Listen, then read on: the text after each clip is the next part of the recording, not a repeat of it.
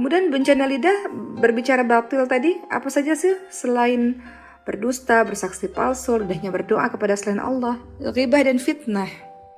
Hati-hati teman-teman sekalian, banyak di antara kita menggunakan lisan kita ini, gak difikir dulu sebelum kita berbicara. Kita lakukan atau kita pergunakan lisan kita ini untuk ghibah atau untuk fitnah. Hal ini pernah terjadi juga teman-teman sekalian pada kisahnya Siti Aisyah radhiyallahu anha.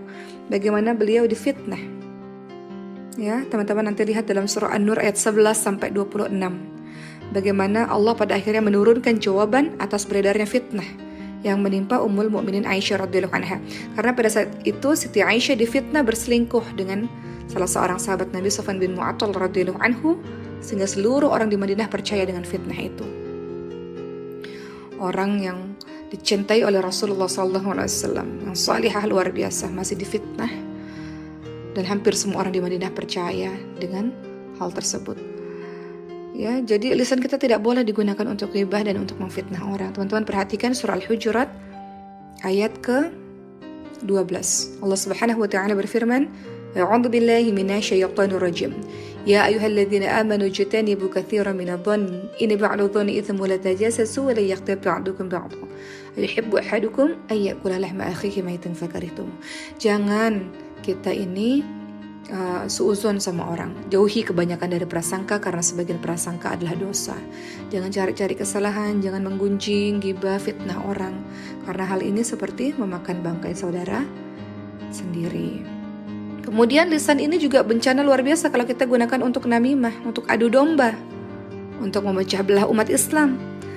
Contoh seperti yang dilakukan oleh Abdullah bin Ubay bin Salul dalam perang Uhud misalnya. Memecah belah umat Islam, mengadu domba, ngapain kalian semua perang dalam perang Uhud? Pada saat itu ada 1000 pasukan Uhud, ngapain kalian ikut perang? Untuk apa kalian mati sia-sia begitu saja? Akhirnya diadu domba. 300 orang pasukan Islam mundur gak jadi perang karena mendengar kalimat dari Abdullah bin Ubay bin Salul yang kerjaannya memecah belah umat Islam. Termasuk juga bencana dari lisan teman-teman sekalian adalah merendahkan orang atau merusak kehormatan seorang muslim. Pernah terjadi ini di zamannya Rasulullah SAW. Seorang sahabat namanya adalah Ibnu Mas'ud radhiyallahu anhu yang diejek-ejek kakinya kecil oleh sahabat-sahabat lainnya.